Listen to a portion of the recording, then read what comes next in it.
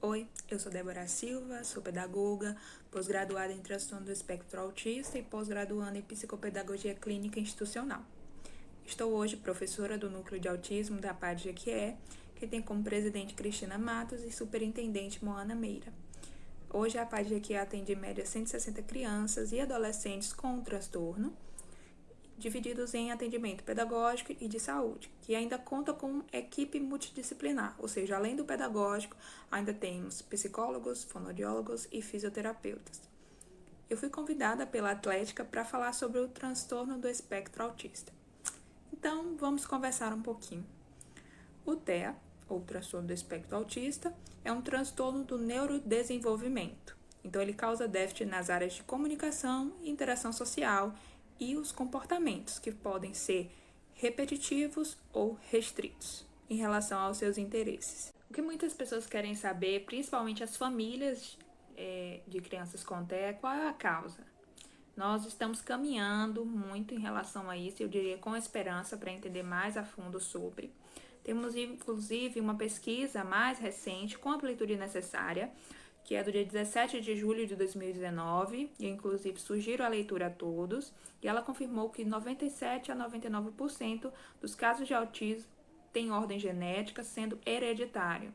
Então, um trabalho científico com mais de 2 milhões de indivíduos, 5 países diferentes, sugere ainda que 18% a 20% dos casos têm uma causa genética somática, ou seja, não hereditária. E o restante, aproximadamente em torno de 1 a 3%, devem ter causas ambientais. Então, pela exposição de agentes intrauterinos, como drogas, infecções e traumas durante a gestação. Foram avaliados durante essa pesquisa, nos anos de 1998 a 2007, avaliadas principalmente na Dinamarca, na Finlândia, Suécia e Austrália, além de nascidos de 2000 a 2011 em Israel. Então, nós já temos um caminho, não é nada fechado, mas é sim a maior pesquisa já realizada em larga escala. Hoje, o diagnóstico do TEA ainda é 100% comportamental. E o que isso quer dizer? Que ainda não existe um exame específico que eu possa fazer e diagnosticar o autismo. Então, eu quero deixar bem claro que eu não consigo identificar o transtorno com somente 3, 4, 5 anos de idade. Essa é uma informação falsa, que era da realidade, digamos, há décadas atrás, e hoje em dia já não faz mais nenhum sentido. Nós temos instrumentos suficientes de detecção para esses sinais de alerta já nos primeiros anos de vida. Então, nós conseguimos observar comportamentos indicativos e que permite essa investigação do autismo já em bebês antes de 1 ano e meio, inclusive, para que a gente tenha uma melhor precisão e para que a gente possa encaminhar para as intervenções necessárias. Então, bem mais do que tratar de conceitos aqui hoje com vocês, eu quero conversar sobre como identificar. Vou passar para você agora 19 aspectos a serem observados da criança. Se a criança apresentar pelo menos 5, ela já é considerado um grupo de risco, ou seja, o sinal de alerta ele já deve ser ligado. E o que isso quer dizer? Que eu tenho que encaminhar para uma avaliação com um profissional experiente na avaliação da identificação do transtorno do espectro autista. As pessoas pensam que crianças com autismo elas não olham nos olhos, e isso não é verdade. Nós temos sim casos clássicos, mas já temos outros que olham sim, só que fazem tudo com menor intensidade ou de forma inadequada. Elas fazem menos do que deveriam em relação à quantidade, então varia na intensidade e na forma como realiza. Então vamos lá, vamos começar. O primeiro ponto a ser observado na criança é se ela realiza esse rastreio visual. E o que é rastreio visual? É a habilidade de ação, ou seja, de seguir lateralmente com o olhar um objeto em movimento. Então, utiliza um material qualquer e observe se ela segue de um lado para o outro. Eu posso adicionar algo de interesse ou utilizar sons para observar se ela está seguindo e observando, nem rápido demais, nem de forma muito lenta, apenas transportando de um ponto a outro, por exemplo. Eu tenho esse material eu levo de um ponto para o outro. E é necessário que ela siga, sim, com o olhar. É necessário que ela faça esse movimento. Se ela não fizer, já é um ponto de alerta. Segundo ponto, é o desengajamento da atenção de um objeto para outro. Então, como é que seria isso? Primeiro, eu chamo a atenção para um material qualquer. Tá aqui o objeto na minha mão. E depois eu adiciono na minha outra mão. A criança, então, deve mudar a atenção do primeiro para o segundo objeto. Se eu tenho 2 objetos na minha mão e eu escondo um, ela precisa mover os olhos de atenção para que ela perceba esta mudança. Terceiro ponto, resposta ao nome. Essa questão é essencial para o encaminhamento. E o maior relato dos pais nas entrevistas e nos processos de avaliação, que desde muito nova a criança não direciona a atenção quando é falado no seu nome. Então, espera-se que a criança, desde nova, ao ouvir o responsável chamar pelo seu nome, olhar para o local onde imagina-se que tenha escutado esse som. Então, uma criança, na medida que ela está no local, quando é chamada, é necessário que ela tenha esse movimento de olhar. Então, uma criança ela deve olhar de cerca de 70% a 80% das vezes quando é chamada pelo nome. Quarto sinal. Resposta em relação à mudança de expressão facial. É uma habilidade extremamente importante, que já pode ser observada nos primeiros anos de vida. É basicamente a habilidade de responder por meio de movimentos motores, de cabeça, de expressão facial, de acordo com a mudança em relação ao que é feito pelo adulto. Por exemplo, se o responsável ele está sorrindo e ele muda a expressão para uma neutra, por exemplo, em frente à criança, então ela deve responder realizando essa mesma mudança. Então ela deve demonstrar que entendeu o que aconteceu, tanto em relação às suas expressões faciais quanto motoras, mostrando que algo mudou, algo ficou diferente. Quinto ponto, antecipação de rotina sensório-social. O que seria isso? Essa habilidade ela consiste em antecipar e aproveitar os relacionamentos sociais que possuem causa e efeito. E que atividades são essas? Basicamente é quando nós realizamos algo com a criança sem o uso, por exemplo, de nenhum objeto. Então, por exemplo, uma brincadeira de esconder o rosto. Então, espera-se que a criança tenha interesse em realizar um novo turno dessa brincadeira. Ou seja, quando eu coloco as minhas mãos em frente ao meu rosto e pergunto, por exemplo, cadê Gabriel? E sigo. Achou! O que eu quero é que ela coloque as mãos novamente no meu rosto para dizer que é uma forma dela dizer, ei, vamos brincar mais. Que ela consiga e que ela me mostre que ela tem interesse em um novo turno de brincadeira. Sexto ponto, imitação. Como o nome basicamente já diz, então é imitar e repetir ações simples.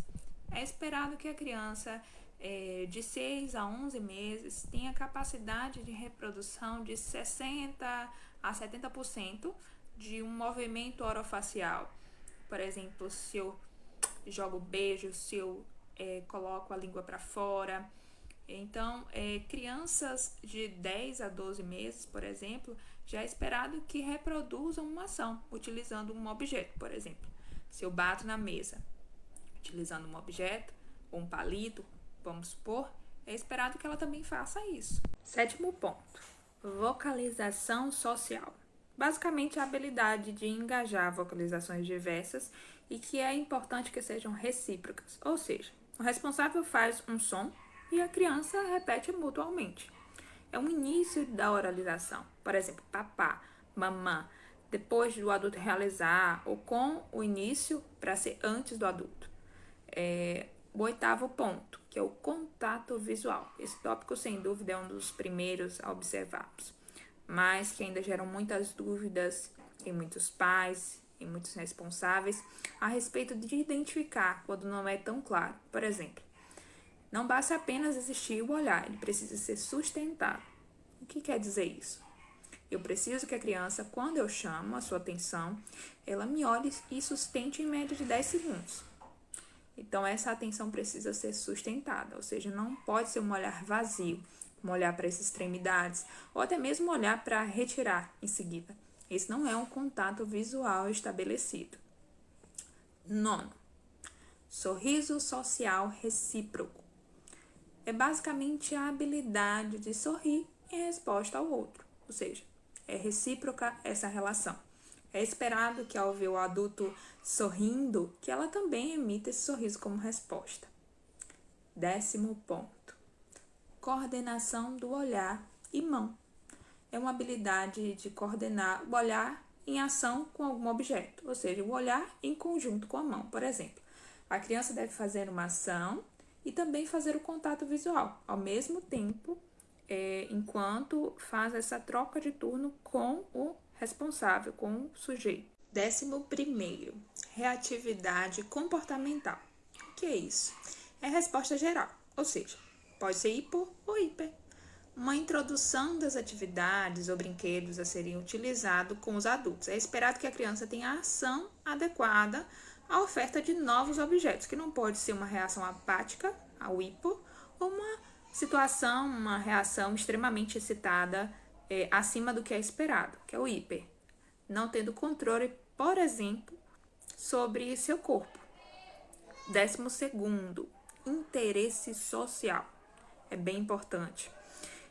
Esse prazer compartilhado, ele é basicamente a facilidade de manter esse engajamento, ou seja, de interesse em atividades, em compartilhar objetos, em afetos positivos com os adultos.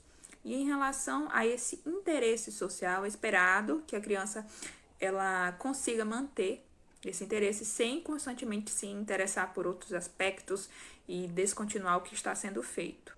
13º, transições. O que seriam as transições? Basicamente a questão de transitar de um objeto para outro, de uma atividade para outra. Então, espera-se que ocorra essa reação. Após o contato contínuo, lógico, não estamos falando aqui que ela precisa aceitar no primeiro dia, mas sim que após já ter feito outras vezes. Espera-se que a criança consiga, sim, fazer essa mudança e não fique hiperfocado na anterior, tendo até a mesma tentativa de manter esses objetos anteriores mais próximos de si, mesmo executando outra coisa. Controle motor. Este tópico trata-se basicamente do grau no qual o objeto é direcionado, ou seja, modulando. Grande parte das crianças com TEA apresentam sim dificuldades na coordenação motora, como por exemplo, dos que eu citei antes, em coordenar a mão, a ação e o meu olhar ao mesmo tempo e direcionar para o meu estímulo, ou seja, pegar objetos e afins. 15º, movimentos motores atípicos. Lembra que eu falei sobre os movimentos repetitivos, estereotipados?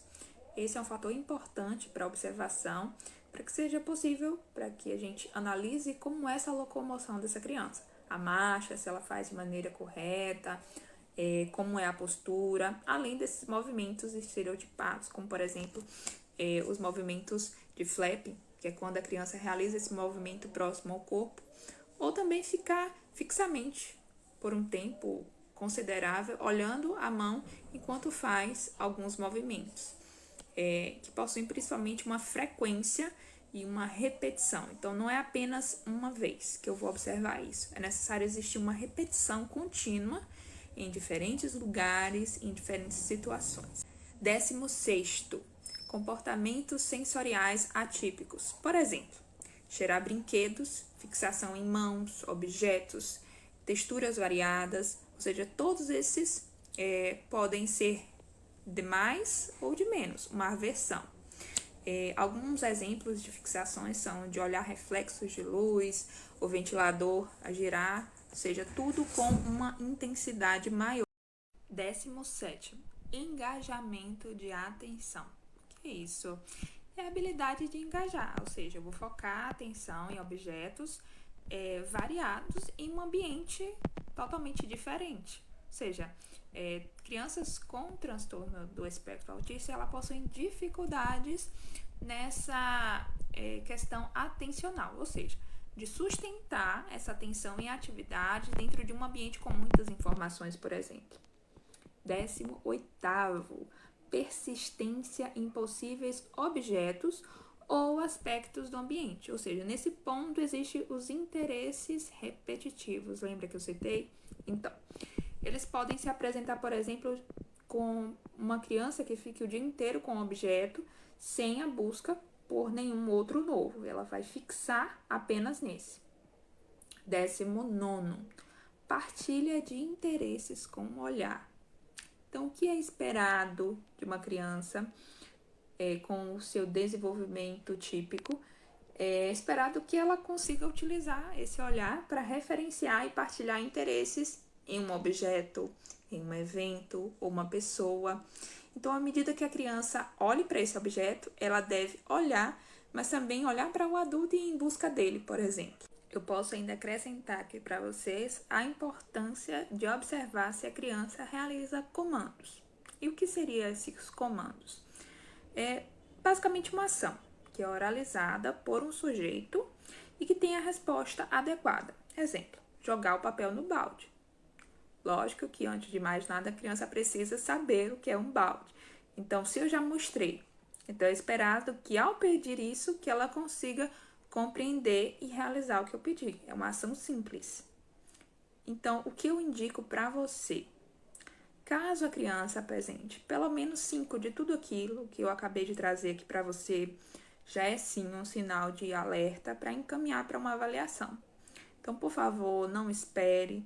Mesmo que você não tenha o diagnóstico, não fique pensando mais. O quanto antes começar a realizar as práticas em casa para contribuir com esse desenvolvimento. Quanto mais cedo nós começarmos, mais cedo também teremos etapas avançadas, podemos obter avanços consideráveis nesse desenvolvimento. A intervenção precoce hoje ela viabiliza sim mudanças significativas na vida da criança com transtorno do espectro autista.